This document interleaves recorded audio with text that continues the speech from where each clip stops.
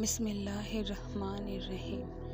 अस्सलामुअलैकुम। बेटे की लालच में मेरे शोहर ने एक बेवा औरत से शादी कर ली जिसकी उम्र 50 साल थी और इसके साथ बेटे भी थे।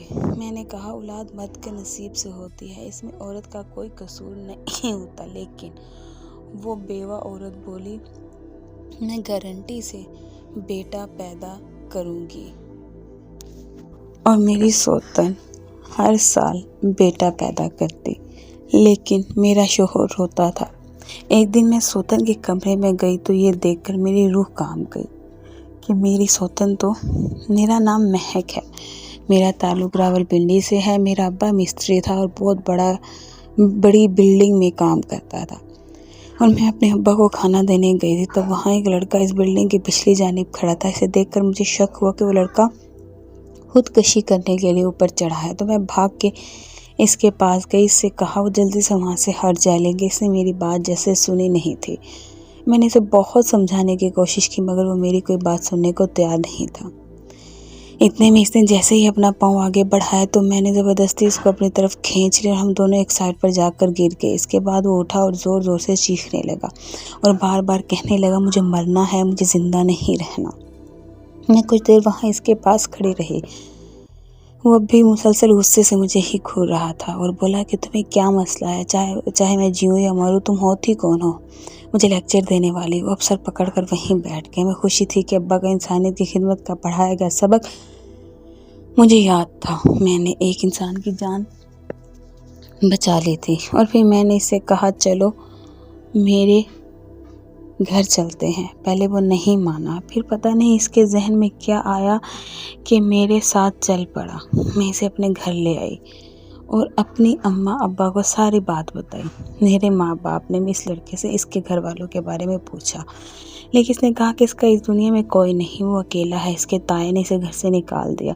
चोरी का इल्ज़ाम लगाकर इसलिए से अपने आप से और अपनों से नफरत हो गई। वो जीना नहीं चाहता। मेरे माँ बाप सदा के रहम दिल और इंसानियत का दर्द रखने वाले थे। मेरी माँ तो बाकायदा इस लड़के की कहानी सुनकर रो रही थी। फिर क्योंकि मेरा भाई भी इस उम्र में गुस्से में खुदकुशी करके हम सबको सारी उम्र के लिए तकलीफ़ में छोड़ गया था, इसे मेरी माँ को शदीद इस लड़के में अपना बेटा नज़र आया। अम्मा ने कहा, वो आज से इनका बेटा है, वो कभी ये नहीं कहेगा कि इसका कोई नहीं। अब्बा ने अम्मा को खुशी के लिए इसे घर पर रख लिया। इसका नाम आसिफ था। FA पास था। वो एक मायूस इंसान था, लेकिन इसे देखकर लगता था कि किसी अच्छे घराने से होगा। लेकिन मैं भूल गई थी कि आप ला ख़ानदान और नस्लें गिनने लोगों की असल दिन की रुखसत का। फिर एक दिन बुरा दिन आया जब मेरे वालिद को हार्ट अटैक हुआ और बच ना सके। वो दिन मेरी ज़िंदगी का बदतरीन दिन था। मुझे लगता था मुझे भी अब्बा के साथ मर जाना चाहिए, लेकिन अपने कितने भी प्यारे हों, कब्र में कोई साथ नहीं जाता। दिन के मरने पर हमें लग रहा होता है कि हम भी मर जाएंगे, लेकिन इनके जाने के बाद भी हम लोग जीते ही पल पर मरने के लिए। अम्मा मेरी खातिर बहादुर बन गई। माँ हमारी खातिर बहादुर बन जाती है। अंदर से जितनी भी कमज़ोर होती हूँ, लेकिन औलाद के लिए बहादुर ही नज़र आती हैं। मैं हर रात रोते हुए सो जाती थी। अम्मा हम सब का बहुत ख्याल रखती थी, बस अपना ख्याल रखना भूल गई थी। घंटों अकेले बैठकर पता नहीं किन किन सोचों में गुम हो जाती थी कि इसे हमारी आवाज़ भी नहीं सुनाई देती थी। बाकी बाद हालात भी बदल गए थे। आसिफ रोज़ाना नौकरी के लिए निकलता और नाकाम लौटता था।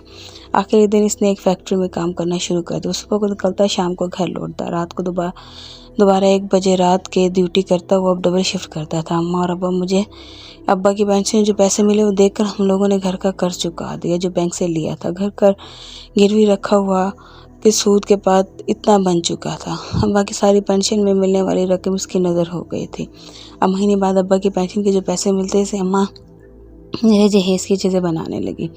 एक दिन अम्मा मेरे लिए दुल्हन का लिबास लेकर आई। कहा मुझे बहुत अच्छा लगेगा, सुरंग का खूबसूरत फ्रॉक। मैंने सोचा मेरी बेटी को बहुत अच्छा लगेगा। तभी आसिफ वहाँ आया और जैसे इसकी नज़र सुर्ख फ्रॉक पर पड़ी, चेहरे के तासरात बदले। वो जल्दी से वहाँ से चला गया और खुद को कमरे में बंद कर लिया। कुछ देर बाद कमरे से इसके रोने की आवाज़ आने लगी। मैं और अम्मा ने दरवाज़ा पीटा, लेकिन इसने दरवाज़ा ना खोला। अम्मा ने इसे आवाज़ें दी, अपनी कसम दी, तो इसने दरवाज़ा खोला और अम्मा के गले रख के रोने लगा। वो पहला दिन था जब मुझे लगा इस शख्स के आंसू मेरे दिल पर गिरते हैं। वो रोता है तो मैं रोती हूँ, वो खुश होता है तो मैं खुश होती हूँ। इस दिन नासिर ने बताया कि इसकी एक बहन थी जो माजूर थी। इसका रिश्ता कहीं नहीं हो रहा था हम सब इसके लिए परेशान थे। तभी हमारे ख़ानदान में किसी की शादी थी। मेरी बहन ने भी कहा इसे कपड़े लेने हैं। पहली बार इससे हमसे कुछ मांगा था, इसलिए हम लोगों ने इनकार नहीं किया और हम बाज़ार से इसके लिए जोड़े ले आए।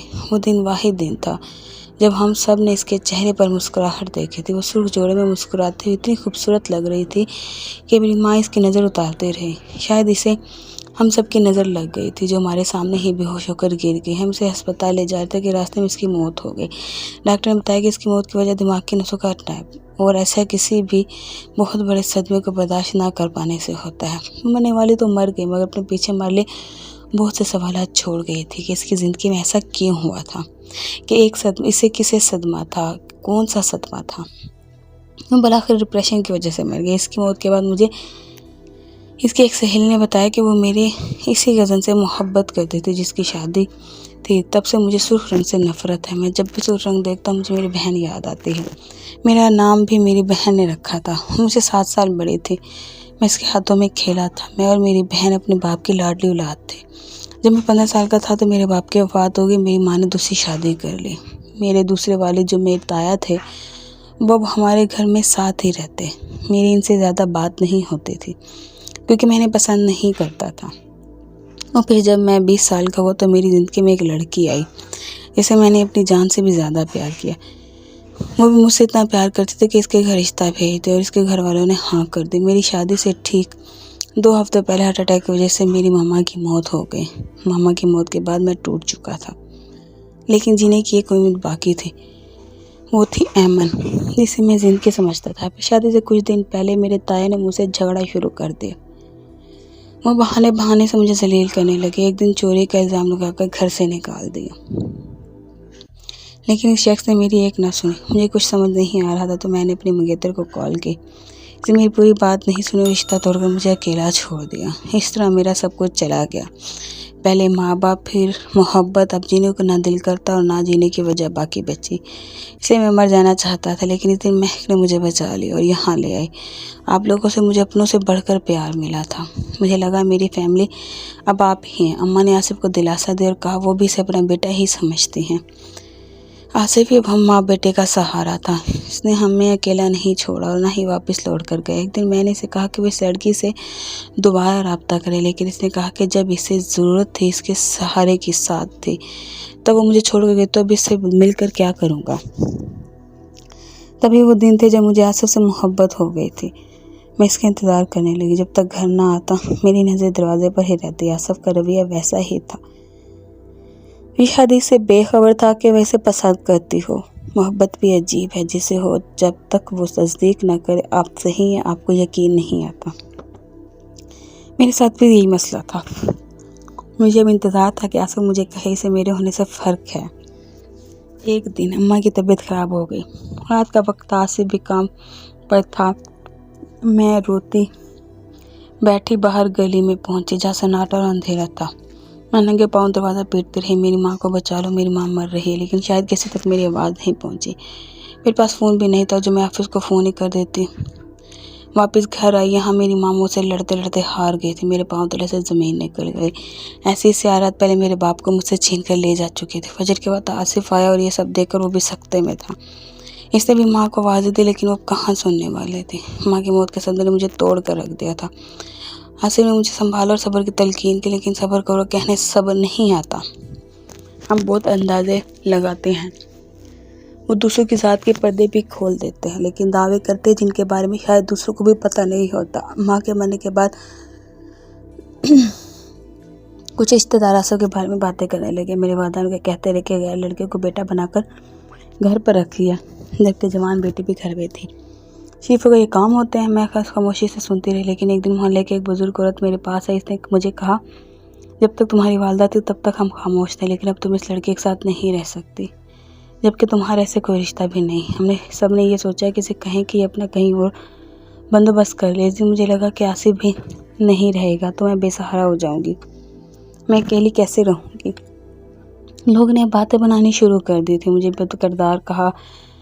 आसिफ पर भी कीचड़ उछाला। मेरे ख़ानदान से मेरा रिश्ता आया। मेरी चाची ने कहा कि तुम शादी करो, लड़का अच्छा है, और आसिफ को घर से निकाल दो। मैंने सोचा जैसे मेरे माँ बाप ने मेरे पास रखा था, इसे मैं कैसे इस घर से निकाल दूँ। मैं बहुत परेशान रहने लगी थी, रोती रहती और सोचती रहती। इस रात बहुत बारिश हुई, लाइट भी चली गई। गांव में ऐसे ही होता था, बारिश आई नहीं और लाइट गई। मैं बरामदे में बैठी डर और खौफ से रो रही थी। जब दरवाजे पर दस्तक हुई, मैंने दरवाज़ा खोला तो मेरा वही कज़न था जिसका रिश्ता कुछ दिन पहले मेरे लिए आया था। मैंने कहा तुम इस वक्त, तो कहने लगा तुमसे मिलने को दिल चाहा तो घर आ गया। मैंने दरवाज़ा बंद करना चाहा, इसने धक्का देकर दरवाज़ा खोला और अंदर आ गया। और अंदर आकर दरवाज़ा अंदर से लॉक कर दिया और बोला कि आसिफ के मुँह पर तो तुम दरवाज़ा बंद नहीं करती, तुम्हारे तो मोजे लगी हुई हैं। हम सबकी आंखों में मिट्टी झोंक के तुम दोनों आशिकी का खेल रचा रहे हो। फिर मेरे करीब आए, मेरा बाजू पकड़ के बोला, इस आसिफ को छोड़ दो, मुझसे शादी कर लो, बहुत खुश रखूँगा। अगर अच्छा ना लगा तो फिर आसिफ तो है ही मेरा। खून खोल उठा। इसकी बकवास बढ़ती जा रही थी। मैंने इसे धक्का दे भागकर कमरे में खुद को बंद करना चाहा। इसने मेरा दुपट्टा पकड़ खींचा, मैं फर्श पर गिरी। मेरी चूड़ियाँ टूटकर मेरे बाजू में लगी। मैं वहाँ से भागना चाहती थी, दुआएं कर रही थी कि आसिफ ही आ जाए। अल्लाह ने मेरी सुन ली। इस दिन आसिफ ना आता तो मैं कहीं मुँह दिखाने के काबिल भी ना रहती। आसिफ ने मेरे कज़न को थप्पड़ मारा, वो धक्के देकर घर से निकाला, लेकिन इसने गली में शोर डाल दिया, सारे इल्ज़ाम आफिर पर डाल दिए और कहा कि आसिफ अच्छा शख्स नहीं। लोग भी बजाय इसके पूछे कि तुम रात को यहाँ क्या कर रहे हो, लोगों ने आसिफ से कहा तुम यहाँ से चले जाओ। वो रात मेरे लिए बहुत भारी थी। कोई भी लड़की किसी लड़के से मोहब्बत करती हो, फिर भी इसे कभी नहीं कह सकती इससे मोहब्बत है। मैं आसिफ से ये तो कभी कह नहीं सकी, लेकिन इस रात मैंने एक फ़ैसला किया और इसके कमरे में गई। वो मेरी तरह परेशान ही था। मैंने इसे कहा कि तुम मुझसे शादी कर लो। इसने हैरानी से मुझे देखा और कहा, लोगों की बातों से परेशान होने की ज़रूरत नहीं। लोगों के तो आदत होती है दूसरों पे कीचड़ उछाल कर। ये लोग अपना किरदार छुपाना चाहते हैं। तुम फिक्र मत करो, मैं कल चला जाऊँगा और तुम अपने कज़न से शादी कर लो। मैंने इसे कहा, मुझे तुम्हारी ज़रूरत है और मुझे किसी पर भरोसा नहीं। आसिफ ने हैरानी से मुझे देखा और बोला कि महक, मैं इतना अच्छा इंसान नहीं हूँ, सोच लो, बाद में पछताना मत। ये बात मुझे बाद में समझ आई कि हाँ, ये बात तो इसने सच्ची कही थी। मोहल्ले की मस्जिद में चंद बुजुर्गों की मौजूदगी में मैंने आसिफ से निकाह कर लिया। तब भी लोग खामोश ना रहे, ये कहते रहे कि देखा, हमें तो पहले ही पता था कि दाल में कुछ काला है। आसिफ, मुझे इस दिन भी मेरे वालिदैन बहुत याद आए। काश वो होते तो सब कुछ कितना अच्छा होता। आसिफ मेरा बहुत ख्याल रखता, मैं बहुत खुश रहने लगी थी। सारा दिन घर के छोटे छोटे काम करना और शाम को अपने शोहर का इंतज़ार, मेरा अब यही काम था। आसिफ भी कहता कि वो बहुत खुश नसीब है कि इसे मुझे जैसे बीवी मिली, लेकिन कुछ खुशियों की उम्र बहुत मुख्तसर होती है। हमारे घर के साथ वाले घर में कुछ लोग शिफ्ट होकर आए। एक दिन वो लड़की मुझसे मिलने आ गई। अच्छी खुशी खिलाक लड़की थी। जल्दी मेरी इसे दोस्ती होगी। मेरा शोहर भी घर पे नहीं होता था तो मेरा भी इस लड़की के साथ अच्छा वक्त गुजर जाता। इस लड़की ने बताया कि मैं शादीशुदा हूँ, मेरे बच्चे भी हैं। शोहर की वफ़ात के बाद मैं यहाँ आ गई हूँ। कुछ पहले एक दिन एक शादी पर जाना था तो मैं रिक्शे का इंतज़ार कर रही थी, लेकिन इस दिन हड़ताल की वजह से रिक्शा ना मिला। तब बाइक पर एक लड़का मुझे देखकर रुक गया और बताया कि आज आपको रिक्शा नहीं मिल सकता, या तो वापस चली जाए या मैं छोड़ देता हूँ। मुझे वो लड़का बहुत अच्छा लगा। मैं इसके साथ इसकी बाइक पर बैठ गई। इस लड़के ने कहा कि आप बहुत खूबसूरत हैं। मैं खुश हो गई थी। पहले भी जो भी देखता था कहता था, लेकिन तुम शादीशुदा हो। फिर हमारे दरमियान छोटी छोटी बातें होती रही। मैंने इसे बताया कि मेरी गाड़ी तो है, मगर आजकल थोड़ी परेशान हूँ, इसलिए ड्राइविंग नहीं करते। इसने कहा, आप वहीं रहती हैं जहाँ से मैंने आपको पिक किया था? इसने कहा, हाँ जी, मैं वहीं रहती हूँ, जिस फ्लैट के सामने से आपने मुझे पिक किया वो मेरा घर है। मैंने जवाब दिया। मैंने सारी मालूमात लाशोरी तौर पर शेयर की थी। तब तक मुझे ये अंदाज़ा नहीं था कि किसी अजनबी को इतनी मालूमात देने से इस किस्म का मसला भी हो सकता है। तब तक मेरे जहन में सिर्फ ये था कि ये लड़का पता नहीं दोबारा कभी मेरी इससे बात होती भी है या नहीं। इसे क्या गर्ज, मैं कौन हूँ, क्या हूँ। मेरी मंजिल के सामने पहुँचकर जब मैं इस लड़के की बाइक से उतरने लगी, सबसे कहा कि आप मेरा नंबर रख लें और जब कभी भी आपको ज़रूरत हो मुझे कॉल कर लें। मुझे बहुत खुशी होगी आपके काम आकर। मुझे वो लड़का बहुत अच्छा लगा था। मैंने इसका नंबर अपने मोबाइल में सेव कर लिया। तब मुझे ये नहीं पता था कि इस अजनबी का नंबर मोबाइल में सेव करने से ये मसला भी हो सकता है। नंबर लेने के कुछ दिन बाद मुझे कहीं जाना था। मैंने इस लड़के को कॉल कर दी, वो कहीं मसरूफ़ था, मगर इसने कहा कि आप मुझे 30 मिनट दे, मैं सारे काम छोड़कर अभी आ जाता हूँ। फिर वो लड़का अपने सारे काम छोड़कर आधे घंटे से पहले मेरे घर के बाहर आ गया, लेकिन मैं हैरान रह गई। इसके पास गाड़ी थी। इसे मुझे देखते हुए मेरे लिए दरवाज़ा खोला और कहा कि हैरान ना हो, आपके लिए किसी दोस्त का एहसान लिया है। पहले जहाँ जाना था वहाँ पहुँच कर इसे कहा कि वो चला जाए। मैं वापसी का इंतज़ार कर लूँगी। लेकिन इसने कहा, मैं यहीं हूँ, कहीं नहीं जाऊँगा, जब भी आप फ्री हो मुझे कॉल कर ले, मैं आपको वापस छोड़ाऊँगा। मैं इसकी ये बात सुनकर चुप कर गई। इस दिन के बाद अगर मैंने कहीं भी जाना होता तो मैं इसे कॉल कर देती, वो फ़ौरन से पहले पहुँच जाता। रोज़ रोज़ एक साथ आ जाने की वजह मेरी इससे काफ़ी जान पहचान हो गई। एक दिन इसने मुझसे पूछा कि जब आप शादीशुदा हैं और आपके बच्चे हैं तो आप अकेली क्यों रहती हैं, आपके शौहर के साथ क्यों नहीं रहती। काफ़ी हद तक ताल्लुक़ बन जाने की वजह से मैंने इसे बता दिया कि मैं अपने शौहर से नाराज़ होकर आई थी। लेकिन कुछ दिन बाद इसका एक एक्सीडेंट हुआ और अब इस दुनिया में नहीं रहा। अब मैं और मेरे बच्चे अकेले रहते हैं। शौहर ने इतना कुछ छोड़ा है कि गुज़रा बसर अच्छा हो रहा है। और फिर एक दिन कहने लगा कि मैंने आपसे बात करनी है। मैंने कहा कि करो, क्या बात करनी है। कहने लगा कि मुझे आपसे मोहब्बत हो गई है। मैं हैरान थी लेकिन खुश भी। एक खूबसूरत और जवान लड़के को 50 साल औरत से मोहब्बत हो गई थी। मैं बहुत खुश थी। जब मैंने इससे कहा कि मैं कोई ऐसा वैसा लड़का नहीं, मैं आपसे शादी करना चाहता हूँ, शादी करके मैं आपको और आपके बच्चों को सहारा बनना चाहता हूँ। मैंने कहा कि तुम अपनी उम्र देखो, मेरी उम्र देखो, तुम मुझसे छोटे हो। वैसे भी तुम्हारे घर वाले तुम्हारी शादी किसी बेवा और बच्चों की माँ से क्यों करेंगे। कहने लगा कि मेरे घर वाले नहीं हैं, मैं अकेला हूँ इस दुनिया में, मेरा कोई नहीं। मैंने इसकी बात सुनी और कहा कि मुझे सोचने का वक्त दो। मैं चुप रही, कोई जवाब ना दिया। तो वो जब भी मुझसे मिलता तो यही कहता, मुझे अकेला मत छोड़ना, मैं सच्चा हूँ, एक बार भरोसा करो, मेरा यकीन करें। सोच सोच कर मेरा जहन सुन हो गया था कि वो लड़का मुझसे सच्ची मोहब्बत करता है या नहीं। सोचा आपसे मशवरा कर लो, आप ही बताएं कि मैं क्या करूँ। मैंने इसे कहा कि कुछ वक्त दूर हो सकता है, हो सकता है वो लड़का वाकई तुमसे मोहब्बत करता हो। मैं अपनी पड़ोसन के लिए खुश थी कि बेचारी बेवा है और बच्चों का साथ अच्छा है, जो कोई सहारा बन जाए। वो अपना फ्लैट छोड़कर यहाँ आ गई थी। ये घर भी बहुत बड़ा था, बल्कि मोहल्ले में सब घरों से इसका घर ही शानदार था। इसके स्टोर की कुछ दुकानें भी थी जिससे किराया आता था। एक दिन हमें बीवी के दरमियान किसी बात पर झगड़ा, वो दोनों में सख्त कलामी हुई। आसिफ ने मुझे बहुत बातें सुनाई। उसे पर कंट्रोल ना करते अपने शोर से कहा कि तुम इतने अच्छे होते, तुम्हारे घर वाले तुम्हें क्यों निकालते।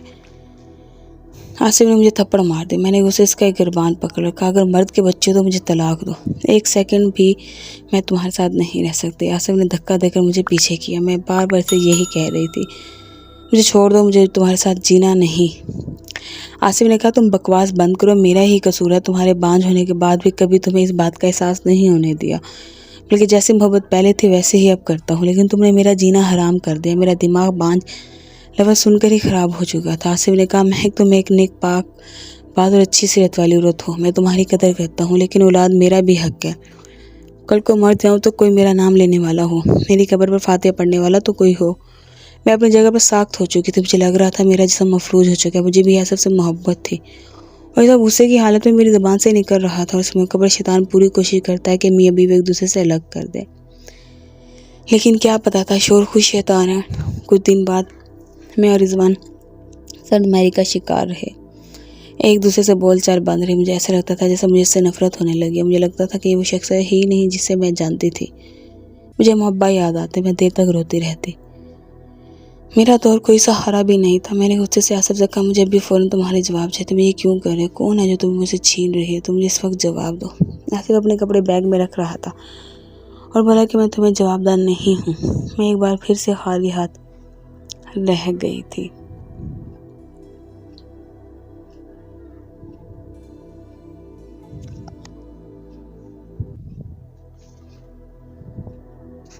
वो दिन जो मेरा शोर मेरा ही था। इस पास कल तक जो लोग हमारे किताब पर कीचड़ उछालते थे, मुझे अफसोस करने आते कि बहुत बुरा है, इसने तुम्हारे साथ अच्छा नहीं किया। मैं रोती रहती और याद करती वो दिन जो मेरा शोर सिर्फ मेरा ही था, जिसे इस बात से फिक्र नहीं थी कि औलाद हो या ना हो। आसिफ यही कहता था कि औलाद तो खुदा की मर्ज़ी से होती है, ये तुम्हारा कसूर नहीं।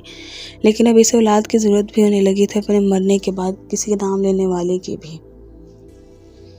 चाहत थी। मैंने वो दिन बहुत मुश्किल से गुजारे थे। फिर वो दिन आया जब मेरा शोर मेरा ना रहा। दूसरी शादी करे। दुख की बात यह थी कि शादी भी कैसी औरत से जिस इससे उम्र में ना सिर्फ बड़ी थी बल्कि बेवा थी और बच्चों की माँ थी।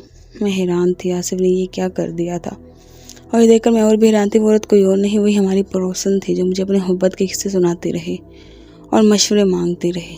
दिल की अजीब ही हालत थी। जिससे मोहब्बत थी वही बदल चुका था और एक लालची शख्स था मेरे होते हुए इस रोज़ से राब्ते में था।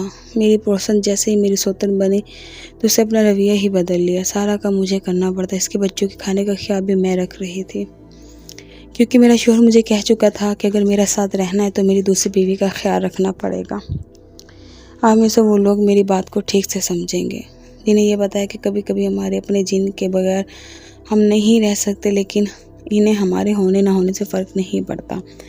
हम तब भी सिर्फ इसलिए कि रिश्ता निभाते हैं कि सिर्फ वो हमारी नज़रों के सामने रह सके। मैं भी सिर्फ इसलिए वहाँ थी और सब कुछ बर्दाश्त कर रही थी क्योंकि मुझे लगता था कि सुबह मेरी ज़िंदगी रुक जाएगी।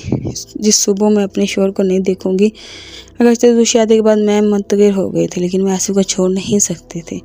एक दिन आसिफ ने कहा कि तुम्हें मुबारक हो बोझल, मुझे भी कोई बाबा कहने वाला आ रहा है। यकीन करके इस दिन सारी नफरत धुलाकर मैं इसलिए खुश हो गई क्योंकि मेरा शौहर खुश था। मेरे दिल को समझाने लगी थी कि इसका कसूर नहीं, सारी दुनिया में यही होता है। बहुत से लोग हैं जो औलाद की खातिर दूसरी शादी कर लेते हैं। फिर वो दिन भी आ गया जब मेरी सौतन एक बच्ची को जन्म दिया। आसिफ ने बच्चा मेरी गोद में दिया। मुझे लगा आसिफ की औलाद मेरी ही तो है।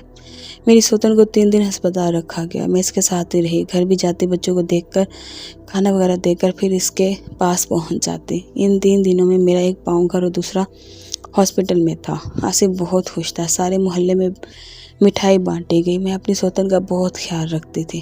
घर के कामों के अलावा बच्चों को संभालती। इस सब का ये असर पड़ा था कि वो अब बिल्कुल ही आराम तलब बन गई थी। आसिफ को इसके नाज नखरों से फुर्सत नहीं थी। फिर ये हुआ था कि हर साल मेरे शौहर को मेरी सौतन एक बेटे का तोहफा देती रही। 3 बेटे हो गए थे। मुझे लगता था वो घर नहीं बसाएगी।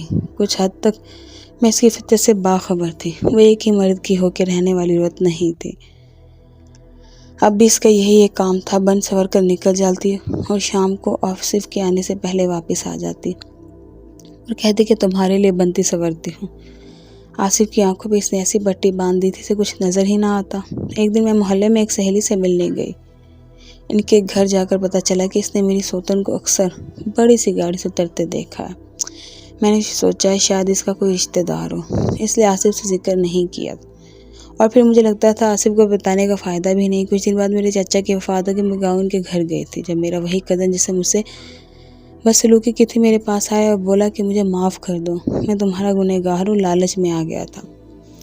इस दिन जो कुछ भी हुआ वो आसिफ के कहने पे हुआ था। इसे लगता था कि कहीं तुम मुझसे शादी ना कर लो, इससे मुझे लालच दिया। मुझे 2 लाख रुपये देगा, सिर्फ इतना सा नाटक कर दो ताकि महक डर जाए और ख़ुद कहीं से आसिफ से ही शादी करनी है। दिनों मेरी मंगेतर की तबीयत बहुत ख़राब थी। वो गरीब लोग थे। इसका इलाज कराने के लिए मुझे ये कदम उठाना पड़ा। लेकिन पिछले साल शादी से 10 पहले वो भी फोत होगी। मैं तुमसे माफ़ी मांगना चाहता हूँ, लेकिन डरता था कि तुम मेरी बात पे भरोसा नहीं करोगी। इससे तुम्हें पता ना सका।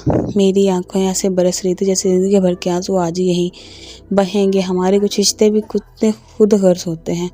अपने फ़ायदे के लिए अपने ही रिश्तों के दौर पर लगा देते हैं। काश मेरा कज़न वक्त पर मुझे बता देता, लेकिन शायद मेरी किस्मत में यही लिखा था तब। शायद मैं वाकई यकीन न करती। जितने दिन मैं गाँव में रही यही सोचती रही कि कैसे आसिफ की शक्ल देखूंगी। इतना बड़ा धोखा। मुझे इस दिन अपने शौहर से नफरत हो गई थी, लेकिन वक्त ऐसा था कि मैं अपना घर छोड़ कहीं और रह नहीं सकती थी। घर आई तो पता चला कि मेरी सौतन अब अपने घर शिफ्ट हो गई है।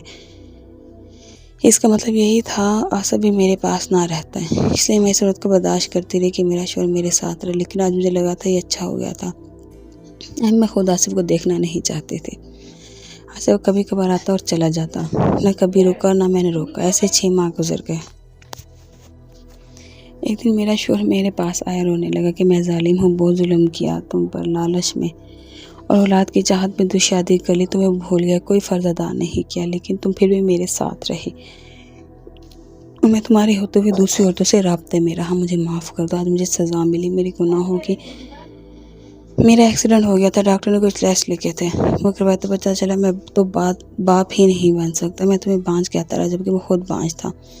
वो बेटे भी मेरे नहीं हैं। वो धोखेबाज है। मुझसे तलाक का मुतालबा कर दे, किसी और शख्स से शादी करने वाली है। मैंने डर से आंखें मौन दी, सर पर टिका ली, आंखें मुँह दी, सर पर टिका ली। और सफ़र में क्या मिला था हम दोनों को? सिर्फ धोखे।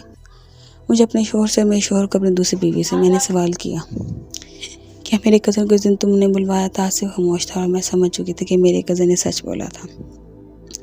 मैंने कहा कि अब मैं थक चुकी हूँ, इतनी अच्छी और इतनी बहादुर नहीं हूँ कि मज़ीद बर्दाश्त करूँ, इसलिए तुम मुझे तलाक दे दो।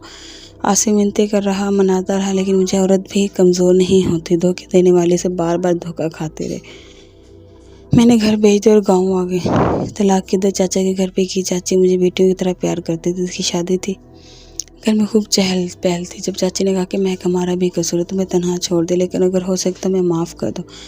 मैं क्या कहती है, कुछ दुख शायद किस्मत में होते हैं। शायद शादी के वक्त गाँव में रिवाज था कि दुल्हन की बहन या भाभी दुल्हन के साथ जाती है। चाची ने मुझे भेज दिया, साथ मेरा वही कज़न भी था। वो लोग बहुत अच्छे थे। मैं खुश थी अपने कज़न के लिए और इसके अच्छे नसीब के लिए दुआ भी की। मैं बैठी यही सोच रही थी कि सियाने सच कहते हैं, बेटियों से डर नहीं लगता, इनके नसीब से डर लगता है। जब मेरे कज़न मेरे पास आया और बोला कि मैं कितना बड़ा कर चुका हूँ कि समझ नहीं आती किसी मुँह से कहूँ, सफ़र पर चलने का मौका दे दो, यकीन करो हमेशा साथ चलूँगा। तब मैंने सोचा जिन पर भरोसा था इसने तोड़ दिया, तो अब जिस पर नहीं इसके साथ क्या करूँगी चल के। लेकिन किस्मत ने मेरा साथ नहीं दिया। मुझे अपने चाची के मजबूर करने पर कज़न से शादी करनी पड़ी। मेरा कज़न मेरी सोच से ज़्यादा अच्छा शोर साबित हुआ। इसने मुझे जीना सिखाया। मेरी ख्वाहिश मुँह से निकलने से पहले पूरी हो जाती थी। अल्लाह ने मुझे एक बेटे से नवाजा। सारे ख़ानदान में खुशी की लहर दौड़ गई। अली बहुत खुश था, इतने हकीकी की बहुत बड़ी दावत की, सारे ख़ानदान को बुलाया। मैं पीछे मुड़कर देखती तो सोचती थी शायद वो आजमाइश मुझे अपने आजमाने और ज़िंदगी का सबक देने के लिए आई थी। मेरा बेटा जो मुझे मामा कहता है तो मेरे सारे गम भूल जाती हूँ। इस शख्स के साथ ज़िंदगी ने बहुत कुछ किया था, लेकिन आसिफ समझ जाता तो मेरे साथ सब ना करता। लेकिन अब मैं शुक्रगुज़ार हूँ कि मेरी ज़िंदगी मुकम्मल हो गई। नाज़रीन, ये थी आज की हमारी कहानी। वीडियो अगर पसंद आए तो लाइक और शेयर ज़रूर कीजिएगा। हमारे चैनल को ज़रूर सब्सक्राइब कीजिएगा ताकि हर आने वाली वीडियो का नोटिफिकेशन बर वक्त आपको मिल सके। शुक्रिया, जज़ाकल्लाह खैर।